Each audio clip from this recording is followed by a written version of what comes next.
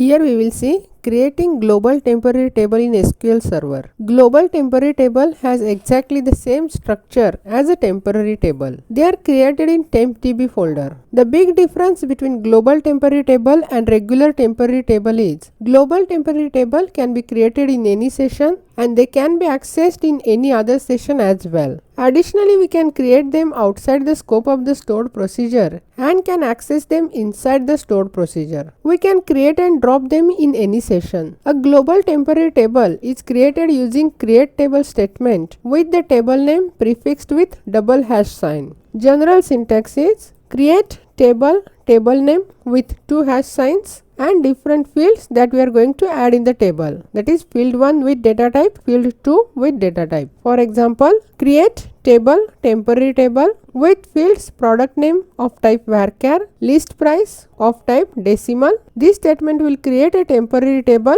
with name temporary table. These tables will be automatically dropped when you close the connection. If you want to explicitly drop the table, you can execute the following command as drop table with table name. Now I will create global temporary table in SQL Server. So we will write command create table with two hash sign and with name temp table, and we will specify the field name as product name of type varchar and of size 50, comma price of type decimal and size 10,2, and we will execute this.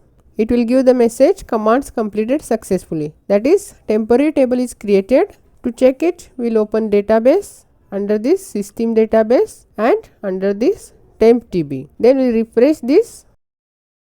Here temp table is created under tempdb. We can use select query with temporary table, that is select star from hash temp table. And when we execute this, it will display field names only since data is not inserted in the table. And to drop it, we will use drop table hash temp table.